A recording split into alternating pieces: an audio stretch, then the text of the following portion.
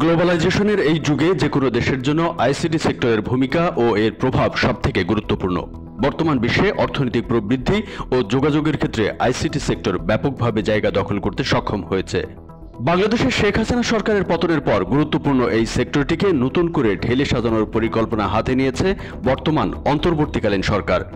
দেশের চলমান পরিস্থিতিতে আইসিটি সেক্টরের বর্তমান কার্যক্রম ও ভবিষ্যৎ পরিকল্পনা নিয়ে কথা হয় ডাক, টেলিযোগাযোগ ও তথ্য প্রযুক্তি মন্ত্রণালয়ের দায়িত্বপ্রাপ্ত প্রধান উপদেষ্টার বিশেষ সহকারী ফয়েজ আহমেদ তৈয়বের সাথে। আইসিটি সেক্টরকে যুগোপযোগী করতে এবং বিদ্যমান সমস্যাগুলো নিরসনে সরকারের পদক্ষেপ নিয়ে ভোরের কাগজের সাথে বিস্তারিত কথা বলেন সরকারের এই কর্মকর্তা।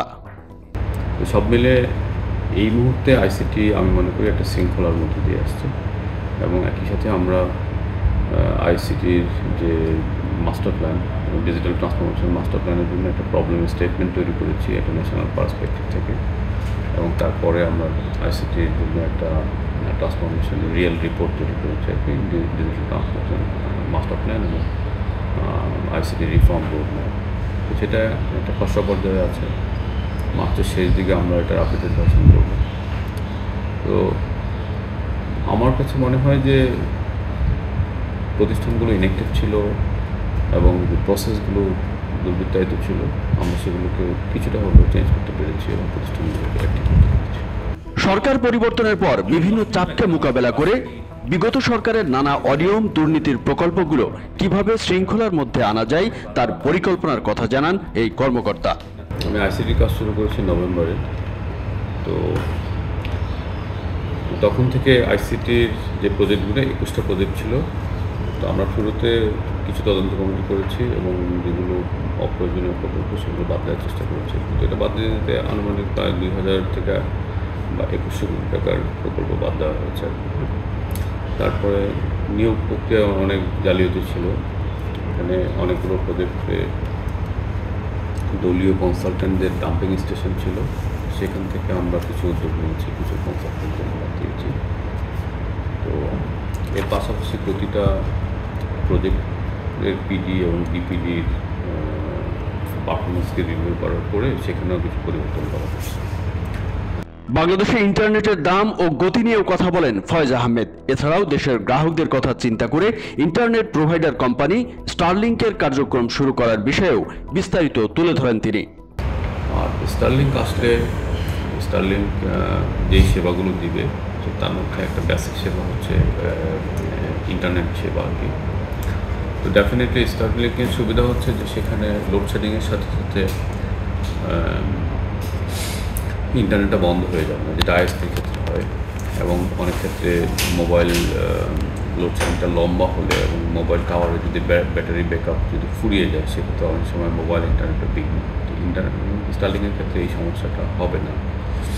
আর দ্বিতীয়ত হচ্ছে যে বাংলাদেশের যে ফাইবার নেটওয়ার্ক, এই ফাইবার নেটওয়ার্কের ক্যারেক্টারিস্টিকটা হচ্ছে মানে ব্যাকবোনে আপনার আন্ডারগ্রাউন্ড টেলকো গ্রেডের ফাইবার আছে, কিন্তু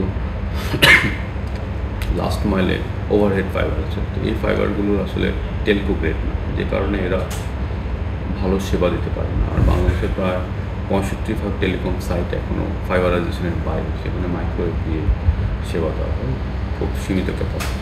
আলোচনায় উঠে আসে A2I আইডিয়া প্রকল্প, স্টার্টআপ বাংলাদেশ সহ বিভিন্ন প্রকল্পের কার্যক্রমের বিষয়। বাংলাদেশের হাইটেক পার্ক নিয়েও নতুন করে পরিকল্পনার কথা তুলে ধরেন প্রধান উপদেষ্টার এই বিশেষ সহকারী। আপনি যদি জনমিতিক বিন্যাস দেখেন তাহলে মাথাপিছু হিসাবে একটা জেলায় যদি 40 থেকে 50 লক্ষ লোক থাকে, তাহলে আমাদের বলি যে এতগুলো মানুষের জন্য হাইটেক পার্কের প্রয়োজন আছে। অর্থাৎ পৃথিবীর বহু দেশে এত মানুষ নেই যেখানে আমাদের একটা জেলায় যে পরিমাণ মানুষ বসবাস করে। তো সেক্ষেত্রে মানব সম্পদ উন্নয়নের দিক থেকে হাইটেক পার্কগুলোর প্রয়োজন অবশ্যই আছে। কিন্তু আগের সরকার 12 আইটি, 8 আইটি ইত্যাদি প্রজেক্টে বিভিন্ন জেলায় যে হাইটেক পার্কগুলো করেছে সেগুলো অধিকাংশ ক্ষেত্রে শহর থেকে অনেক দূরে, মন্ত্রী তার আত্মীয় স্বজনের বা বিভিন্ন এমপির আত্মীয় স্বজনের জায়গায় জমি হাইটেক পার্ক করেছে। মানে ভূমি অধিগ্রহণে অনেক দুর্নীতি ছিল, সে কারণে আমরা দেখতে পাচ্ছি অধিকাংশ হাইটেক পার্কই শহর থেকে অনেক দূরে। এই জন্য এখন আমরা সেখানে বিল্ডিং আছে, কিন্তু সেই বিল্ডিংয়ের ভিতরে সফট স্কিল ডেভেলপমেন্টের কোনো প্রক্রিয়া নাই, ট্রেনিং নাই। তো সেটা আমরা আমি দায়িত্ব নেওয়ার পরে বাংলাদেশের বিভিন্ন ট্রেনিং ডেভেলপমেন্ট কোম্পানিকে রিকোয়েস্ট করেছি, অনেক জায়গায় সাইট ভিজিট দিয়েছি, তাদেরকে চেষ্টা করছি সেখানে নেওয়ার। বিগত সরকারের দলীয়করণ আর দুর্নীতির আখড়ায় পরিণত হওয়া আইসিটি সেক্টরের চলমান সংস্কার ও ভবিষ্যৎ প্রকল্পসমূহের বাস্তবায়ন কিভাবে সম্ভব হবে তা তুলে ধরেন তিনি। আমরা আসলে কাজের ভারে একেবারে বিপর্যস্ত, হ্যাঁ, তো বাট এটাকে আমরা চ্যালেঞ্জ হিসাবে নিতে চাই, পজিটিভলি নিতে চাই। হ্যাঁ, দেশের জন্য যদি ভালো কিছু করতে পারি এই চাপের বিপরীতে, একদিক থেকে নাগরিকদের চাপ আছে, আরেকদিক থেকে নিজেদের কাজের চাপ আছে। এই দুইটা চাপকে ওভারকাম করার আমরা সর্বোচ্চ চেষ্টা করছি এবং আমরা মনে করি এই চাপটা আমরা নিতে পারবো এবং দিন শেষে বছরের মাঝামাঝি সময়ের থেকে আমরা আসলে সিগনিফিক্যান্ট ডেলিভারিগুলো দেওয়া শুরু করতে পারবো। ইতিমধ্যেই আমরা এই মাসের মধ্যে সাইবার সেফটি অর্ডিন্যান্সটা পাস করার চেষ্টা করব, আর আগামী মাসের শেষ দিকে আমরা এখন পার্সোনাল ব্যক্তিগত তথ্য সুরক্ষা আইন নিয়ে কাজ করছি। আগামী মাসের শেষ দিকে, এপ্রিলের মাঝামাঝি এবং শেষ দিকে আমরা সেটাও করতে পারবো। তো আমরা প্যারালাল স্ট্রিমে কাজ করছি, ডেটা সেন্টার করার চেষ্টা করছি। আশা করি এই কাজগুলো আলোর মুখ দেখব। বিগত সরকারের নিয়োগ প্রক্রিয়ায় জালিয়াতি, দলীয়করণ আর প্রকল্প পরামর্শকদের ডাম্পিং স্টেশনে পরিণত হওয়া এই সেক্টরকে সামনের দিকে এগিয়ে নিতে নানা পরিকল্পনা হাতে নিয়েছে বর্তমান অন্তর্বর্তীকালীন সরকার। এই সেক্টরকে বিশ্বায়নের সাথে যুগোপযোগী করে গড়ে তুলতে ডিজিটাল ট্রান্সফরমেশন মাস্টার প্ল্যান এবং আইসিটি রিফর্ম রোডম্যাপ হাতে নিয়েছে সরকার। এখন দেখার বিষয় বিভিন্ন চ্যালেঞ্জ মোকাবেলা করে কতটা ঘুরে দাঁড়াতে পারে সম্ভাবনাময় এই সেক্টরটি।